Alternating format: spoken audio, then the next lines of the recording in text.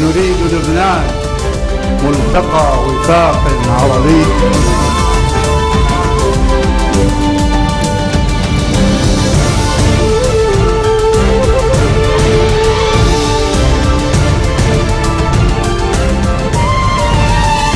Good afternoon. You're watching the English newscast on Future Television. I'm Yumna Naufal, and these are today's top stories. Serious discussions on lifting a travel ban on Lebanon imposed by some Arab countries are underway, according to Lebanese forces leader Samir Jaja, with meeting on. Leaders of the Gulf Cooperation Council, known as the GCC, urge unity and cooperation at the annual summit in Bahrain. Time magazine names President-elect Donald Trump its Person of the Year. It is a great honor. It means a lot, Trump says in a telephone interview. Serious discussions on lifting a travel ban on Lebanon imposed by some Arab countries are underway, according to Lebanese forces leader Samir Jaja. He was quoted as saying, "We are tackling means to lift a travel ban imposed on Arabs to visit Lebanon." And he said this to reporters after his first visit to the Babda Palace after the election of President Michel Aoun. Lebanese relations with Saudi Arabia and other Arab Gulf countries soured last February when Riyadh halted $4 billion in military grants to the Lebanese army, and police warned their citizens against traveling to Lebanon. The move was in protest at a perceived hostile stance against the kingdom linked to Hezbollah and Iran at the Arab League and Islamic meetings. Turning to the cabinet appointment, stalemate, Jaja was optimistic that the new government would be formed ahead of the holiday season.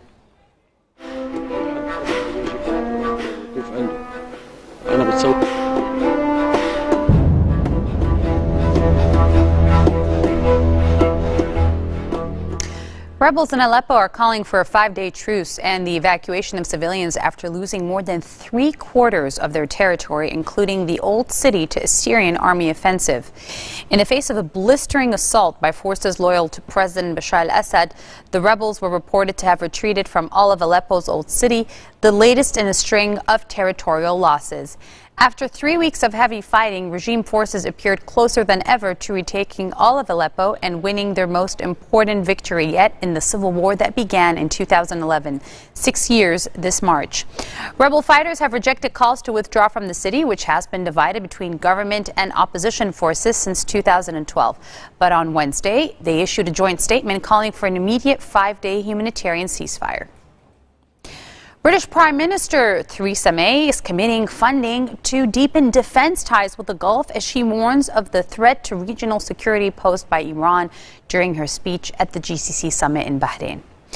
She stressed the UK was aware about the threat that Iran poses to the Gulf and to the wider Middle East and is fully committed to the strategic partnership with the Gulf and working to counter that threat. She added that the United Kingdom secured a deal which has been neutralized the possibility of Iran acquiring nuclear weapons for over a decade.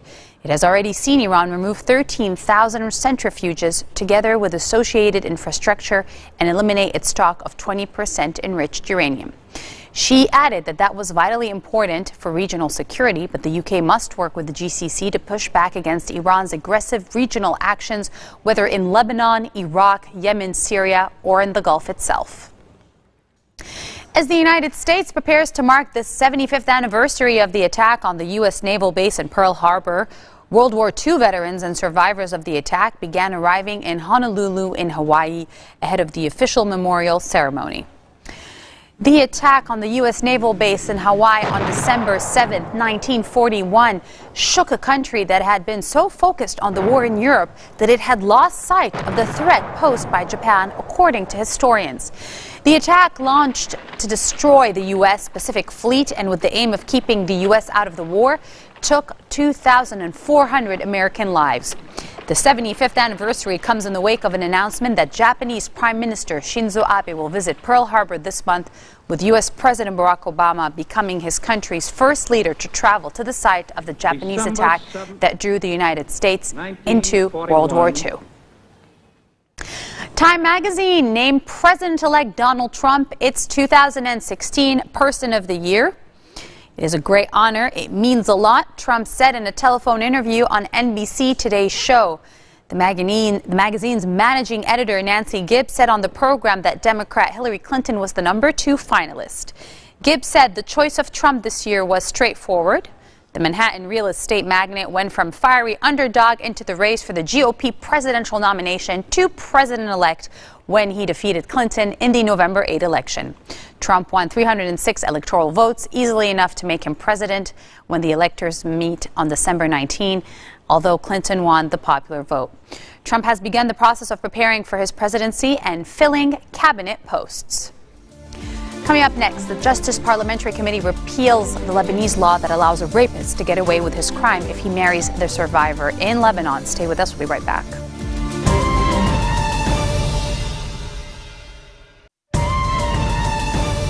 Welcome back. The Administration and Justice Parliamentary Committee repealed on Wednesday Article 522 in the Lebanese law that allows a rapist to get away with his crime if he marries the survivor. The decision came following protests that called for the law annulment. On Tuesday, dozens of Lebanese women dressed as brides in white wedding dresses stained with fake blood and bandages gathered outside government buildings in the capital, Beirut, to protest the law. The law, in place since the 1940s, was discussed in Parliament after a lawmaker called for it to be repealed. Standing before a banner that read, "White won't cover rape," the activists took advantage of a reinvigorated Lebanese political life following Parliament's election of a president after 2.5-year paralysis. They called on lawmakers to discuss the law and repeal it altogether, which it now has. 400 years after his death, William Shakespeare is still speaking to audiences across the world, and now for the first time in colloquial Lebanese Arabic. And the Lebanese actors performing King Lear for Beirut theatergoers say the play, which discusses the nature of power, could have been written for their own troubled times. Although the play was written around 1602, it still speaks to our present day, the present world, and not only Lebanon, due to the fact that everyone feels like the world is on the verge of an abyss. Those are the words of Sahar Assaf, the Lebanese actress and co-director of the play. Play, staged in Beirut's El Medina Theater, is produced by the American University of Beirut and London's award-winning Faction Theater Company. Faction's Rachel Valentine-Smith, who speaks no Arabic, confessed she was apprehensive before rehearsing alongside fellow director Assaf. But the cast quickly dispelled her fears. Roger Assaf, a leading light of Lebanon's theater world, took the lead role, and the play is performed in the Lebanese dialect for the first time, according to the AUB, a fact that has proven popular with audiences. King Lear, which opened on December 1st, plays every Thursday till Sunday at El Medina Theater in Hamra until December 18th. GSI celebrated 101 years since its inception as a worldwide membership-based nonprofit organization of young active citizens ages 18 to 40 dedicated to creating positive change. Here's our exclusive with the president of GCI, part 2. As president of GCI for 2016. Yes. You know, you've traveled to different countries. Correct. And you've probably met different youth. Yes. What has been, how can you compare what we have in Lebanon compared to other countries or other communities? Beautiful. This is my 55th country this year, traveling to. All right. And like you said, the needs are quite different. Only 55? 55, I'm still traveling. Oh my God.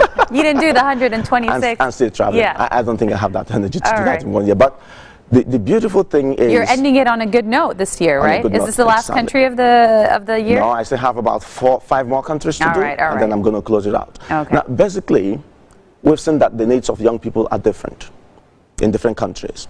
This year we initiated a campaign we call Peace is Possible campaign. And it's a campaign we're taking to different parts of the world, particularly where there are challenges and conflicts and crises. And of course, the neighboring countries around Lebanon, of course, you know what is happening. And we've taken that message to tell young people the Syrian refugee influx is affecting a lot of young people. We must see what we can do to be able to help the situation. And one of the things we've done is we'll go to some of these refugee camps to be able to teach young people, okay, to be able to be hopeful for the future. Some of them are out of school because of the conflict. So what do? We'll try to get people to go there to teach them so they don't lose completely. We'll try to provide, you know, clothing materials, food materials, support shelter, and all of that. Have you worked, you know, I know that GCI has partnered with a few Lebanese, well, it's been sponsored, but it's also partnered with a few Lebanese stakeholders in order to help out. Can you mention a few? Have you worked with any of the ministries, for example? There are a number of ministries that's being worked, but that's something that's happening here in Lebanon. And since, I mean, I'm not a member of GCI in Lebanon, I don't have those specifics. All right, but there are quite of them. We'll get the president of GCI Lebanon definitely soon. to do that. But I know we have a number of partnerships that are running already right here. And part of the reasons why I'm here is to meet some of these partners also to see how we can strengthen the relationship. So together we can see that our joint effort can produce the desired results. You know, and going back to the campaign I talked about, what we have tried to do is to educate young people to understand that in the future, they will have responsibilities to lead countries, to lead communities. They're the generation. They're the future. They are the future. And we're sending that message to say we must lead differently. We must act differently. We must lead in such a way that will ensure peace and sustainability and prosperity. And that's what we're trying to do this year, to begin to do some kind of reorientation, to change the mindset and the thinking of the young people, to understand that the future that we'll talk about is today. And we must take that future with our two hands. And the way to do that is to work in such a way that we can guarantee that future. You know, it's so interesting that you mentioned future. You know, when we think about today and the generation of today, we think of millennials, and they have it very different than, you know, GCI alumni like Mr. Kofi Annan. I agree. John F. Kennedy, Correct. Bill Clinton. Sure. So a lot of important people, important figures in history have been alumni of JCI. And, you know, when you think about millennials today and the fourth industrial revolution, which is basically this digital age we live in, yes, are the needs different today than they were before? They're quite different, believe me. Because the truth, even today, the way you communicate to someone who is between 15, for example, and 35, is not the same way you communicate to someone who is 70 or 80 years. Their understanding and perception are quite different. How do you basically complete that gap? Yeah, that's the point. Right now, we are trying to focus on what is it that attracts the millennials, and how can we ensure that the message we send out there makes meaning to them.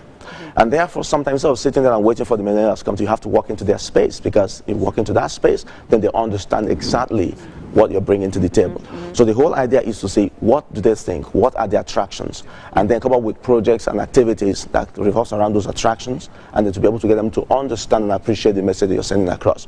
So we are doing that, and that's our focus, because JCI age bracket is also around the millennial age bracket.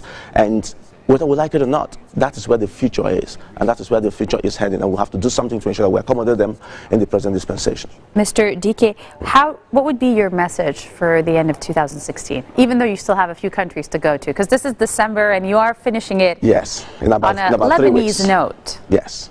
My message to young people, it's very simple. This year I chose the theme, Just Act.